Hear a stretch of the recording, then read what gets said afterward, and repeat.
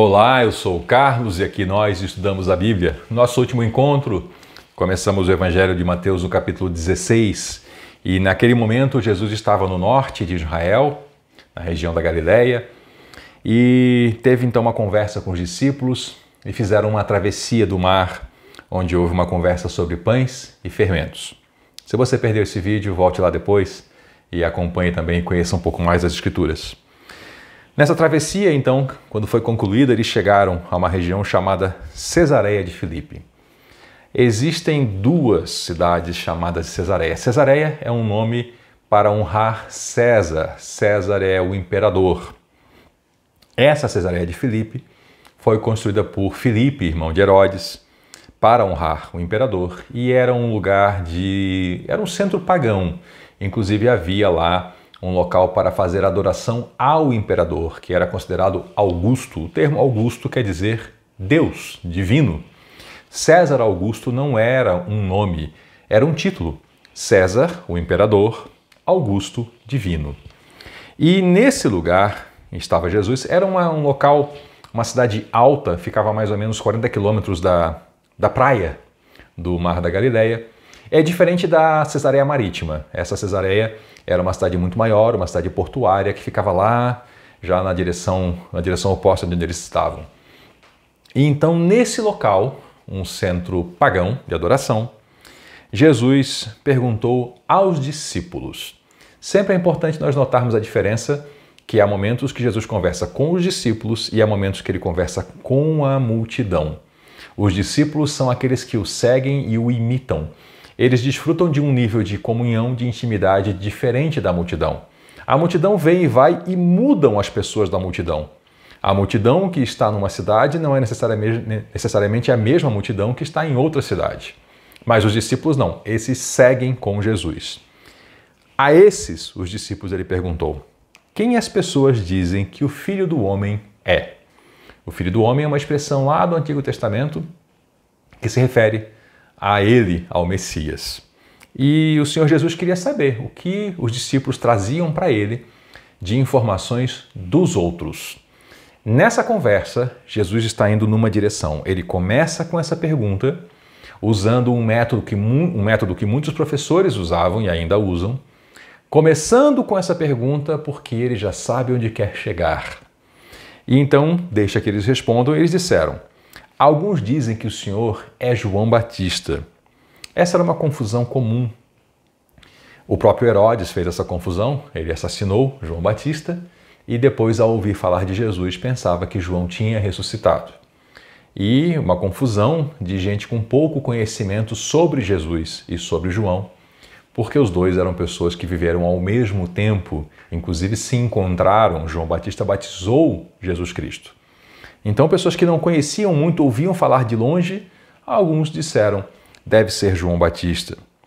Outros diziam que Jesus Cristo era Elias. Elias, um grande profeta na história de Israel, foi um homem que não morreu. Ele foi levado vivo para o céu. Ele estava caminhando com seu discípulo, também profeta, Eliseu. Uma carruagem de fogo separou os dois e um redemoinho levou Elias ao céu. E Elias é aguardado por muita gente até os dias de hoje. A volta de Elias é aguardada.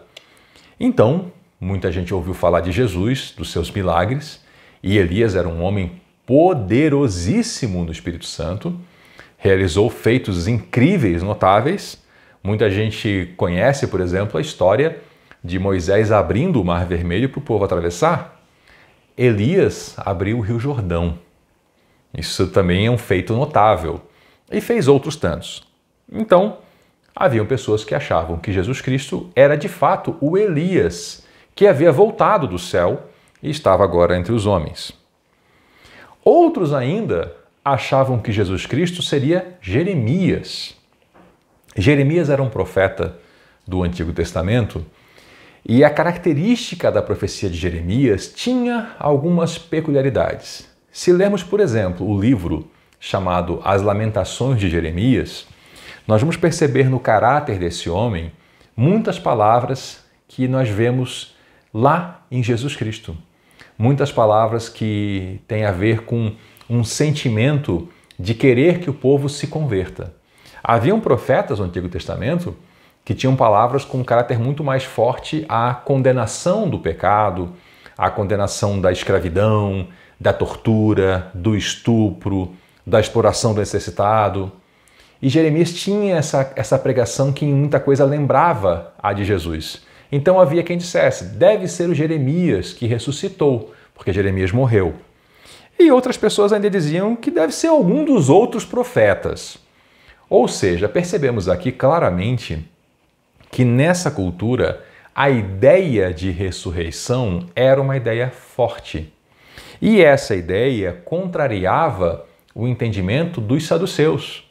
Nós vimos no nosso último encontro que os saduceus eles tinham crenças diferentes dos fariseus. E uma das crenças dos saduceus é que essa vida é tudo o que nós temos. E aqui, onde se encerra, tudo se acaba. E nós vemos que havia uma crença popular bastante diferente. As pessoas pensavam em ressurreição e pensavam mesmo na volta de Elias retornando do céu para estar na terra. E vocês? Perguntou Jesus. Quem vocês dizem que eu sou? Vejam como o professor aqui está conduzindo os seus discípulos. Ele começa com uma pergunta sobre os outros, deixa que eles tragam as histórias diversas e aí faz a pergunta principal. E vocês? Quem vocês dizem que eu sou? Porque nesse momento eles já tinham uma caminhada com Jesus Cristo, já tinham visto muitas coisas, ouvido muitas coisas e tinham condições de ter um discernimento especial e diferenciado. E Jesus, com essa conversa, ele está levando esse assunto para a grande mudança de direção desse evangelho, dessa jornada do evangelho. Ele está conduzindo eles nessa conversa. Então, Simão Pedro, lembram na lista dos apóstolos, os 12 apóstolos, que tínhamos Simão chamado de pedra, Queifá. Este Simão Pedro respondeu, o Senhor é o Cristo, o Filho do Deus vivo. A definição mais clara e plena de quem é Jesus. O Cristo quer dizer o escolhido por Deus, mas não simplesmente um ser humano comum que foi escolhido, mas o próprio Filho do Deus vivo, trazido à terra em forma humana. Então, Jesus disse, que grande privilégio você teve, Simão, filho de João. Foi o meu Pai no céu quem lhe revelou isso. Nenhum ser humano saberia por si só. Jesus aqui está ensinando que existe revelação do alto, que Deus mesmo interfere no conhecimento humano e entregando conhecimentos especiais em ocasiões especiais. Agora eu lhe digo, e essa declaração aqui é uma declaração de mudar a história de um ser humano, que é o próprio Pedro. Você é Pedro, ou como nós já vimos, cuidando mais da tradução, você é pedra. Porque Pedro vem do latim Petrus. Esse Petrus foi uma tradução que veio lá do grego, se referindo à rocha, que em hebraico era Keifa. De fato, Simão era chamado de pedra. Esse era o apelido dele, Simão Pedra. Pedro é a forma aportuguesada para a nossa língua. Então você é uma pedra. E sobre esta pedra edificarei minha igreja. E as portas do Sheol não a conquistarão. Veja que Jesus falou, Simão, você é uma pedra. Você, Simão, é uma pedra. E em seguida Jesus fala, sobre esta pedra edificarei a minha igreja. Aqui alguns conceitos merecem ser tratados. Qual pedra? Nós podemos pensar que a pedra é o próprio Simão, mas também podemos pensar que a pedra sobre a qual a igreja é edificada é a afirmação de Simão de que Jesus é o Cristo, o Filho do Deus vivo. As duas interpretações têm sido aceitas, já que essa verdade virou um alicerce para a igreja, mas também esse homem, Simão Pedro, foi considerado uma das colunas da igreja lá no seu princípio. Então, são interpretações válidas e eu não ouso aqui dizer para você qual delas que deve ser considerada certa. Eu acredito que ambas são válidas e que é necessário mais conhecimento e mais estudo para se chegar a uma conclusão definitiva. E essa discussão já dura 2000 anos. E aí ele falou, igreja. O que é igreja? Não é, definitivamente não é, um edifício, um prédio, uma casa. Igreja, essa palavra vem de uma palavra mais antiga, eclésia. A palavra que usada originalmente é uma congregação, uma reunião, uma associação.